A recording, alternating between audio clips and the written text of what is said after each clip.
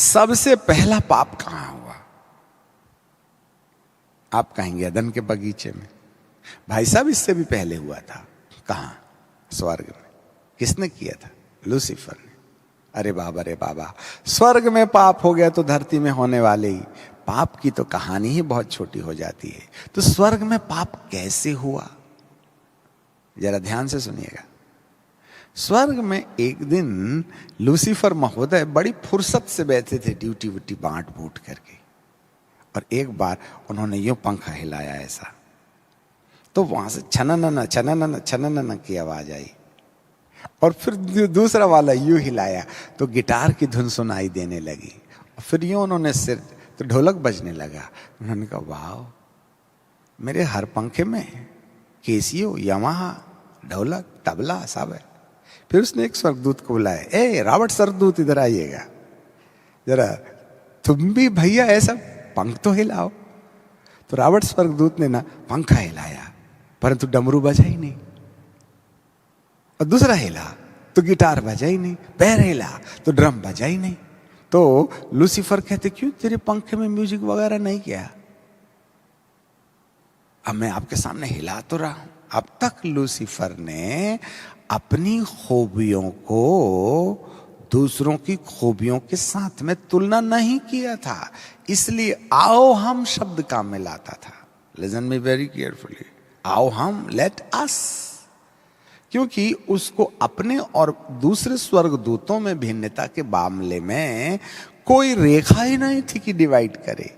परंतु आज तुलनात्मक भावना ने अपने अंदर,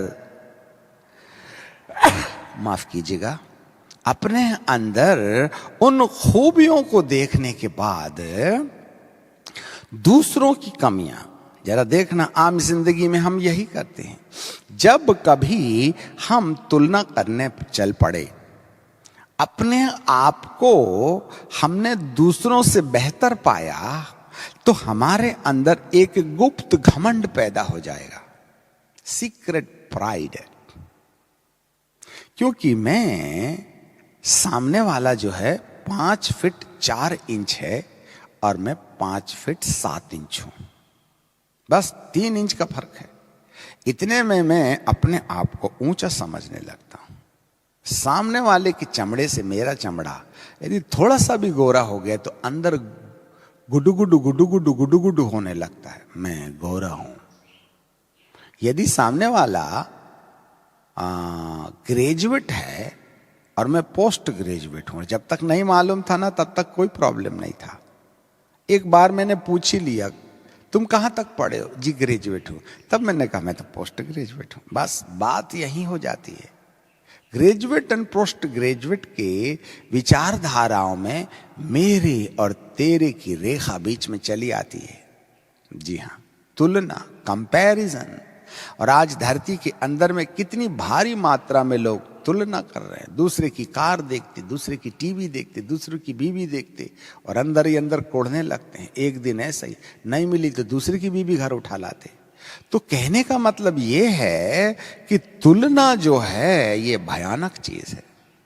इतने पवित्र परमेश्वर के साम्राज्य में, स्वर्ग में, जहां लेश मात्र भी अंधेरा नहीं है, उस पवित्र जगह में तुलनात्मक तरीके से लूसीफर ने जब दूसरों की क्वालिटी और अपनी क्वालिटी में भेद निकालने की कोशिश किया, तो अपने अंदर जो क्वालिटी उसने देखी, उस क्वालिटी के आधार पर उसको अपने आप को पहचानने के लिए मैं बोलना पड़ा, और दूसरों को आइडेंटिफाई करने के लिए तू बोलना पड़ा, आई एंड यू। बस खेल यहीं से शुरू हो जाता है। जिस दिन आई और यू का ड्रामा शुरू हो जाएगा, उस दिन हमारे अंदर कोई महाराजा उत्पन्न हो जाएगा, और उस महाराजा का नाम है स्वाभिमान, घमंड। मैं, आई, ये तो खुदा का नाम है। I am that I am, मैं जो हूं सो हूं, ये परमेश्वर का नाम है, हम रख लेते हैं मैं। एक बात याद रखिएगा, जिस दिन मैं नाम की विरासत हमारी जिंदगी में जन्म ले लेगी, उस दिन उल्टी गिनती हमारी जिंदगी में शुरू हो जाएगी, परमेश्वर के पक्ष में। याद रखिएगा, यहां पर लूसीफर को जब अपने अंदर ज्यादा खूबियां नजर आईं तो स्वाभिमान पैदा हो गया। एक और कारण जरा सुनिएगा जो युवा और युवतियों के जीवन में भारी मात्रा में इन दिनों में बढ़ पल रहा है, जिसको अंग्रेजी में कहते हैं डिप्रेशन। हिंदी में निराशा में उतना निचोड़ नहीं आता है, अंग्रेजी में थोड़ा ज्यादा समझ में आता है। डिप्रेशन क्या हो गया? लड़के को डिप्रेशन, लड़की को डिप्रेशन, पत्नी को डिप्रेशन, अमकी को डिप्रेशन। ये डिप्रेशन क्या होता है? डिप्रेशन का मतलब होता है, जरा ध्यान से सुनिएगा, ये बाइबल साइंस है।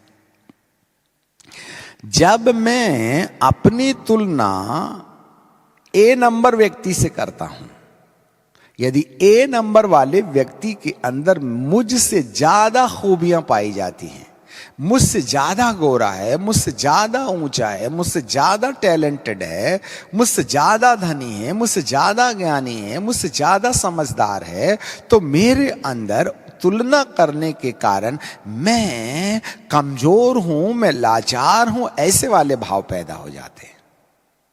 और इसी समस्या को डिप्रेशन कहते हैं। दूसरे को बढ़ता पलता देख करके हमारे अंदर डिप्रेशन आ जाता है। दूसरे की खूबसूरती देखकर अपनी काली चमड़ी पर डिप्रेशन आ जाता है। दूसरे की धन दौलत देख करके हमारे पास में कम है बोल करके हम निराश हो जाते हैं। दूसरे की पत्नी बहुत होशियार है, हम अपनी पत्नी देख करके अपने पत्नी के प्रति निराश हो जाते हैं कि क्या बेवकूफ के साथ मेरी जिंदगी घट गई। याद रखिएगा, डिप्रेशन। और डिप्रेशन, यदि किसी को डिप्रेशन हो जाए, डॉक्टर साहब के पास में जाइए तो डॉक्टर साहब कहेंगे इसको डिप्रेशन हो गया है। तो डॉक्टर साहब से यदि मैं पूछूं सर ये डिप्रेशन क्या होता है, तो डॉक्टर साहब एक बात कहेंगे, जिस बीमारी का ज्ञान हमको नहीं है, जिसका कोई इलाज नहीं है, उसी को डिप्रेशन कहते हैं। मतलब हमने भी हाथ उठा दिया, नींद की गोली खा और सो जा, जब तक नींद आएगी तब तक डिप्रेशन का इलाज उठेगा, तो तू जेल और तेरे माँ बाप जेल है। That's the reason। आप में से कितने लोग हैं जो इस धरती के अंदर डिप्रेशन के शिकार हैं? आप में से कितने लोग हैं जो स्वाभिमान के शिकार हैं? न डिप्रेशन पकड़ में आ रहा है, न स्वाभिमान पकड़ में आ रहा है। ये इस प्रकार का छलावा है, ये इस प्रकार हर मनुष्य के अंदर में पाया जाता है। धरती का हर मनुष्य या तो घमंड में अंधा है या निराशा के अंदर में अंधा है। Whether you are depressed, whether you are pride, you have a pride। दोनों वो जहर हैं जो आपकी जिंदगी को परमेश्वर के सामने खड़े रहने में रुकावट पैदा करेंगे। उसका एक ही कारण है, तुलना।